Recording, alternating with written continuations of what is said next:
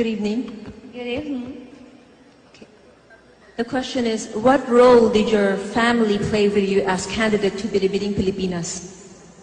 Well, my family's role for me is so important because they was the one who's very oh, I'm so sorry.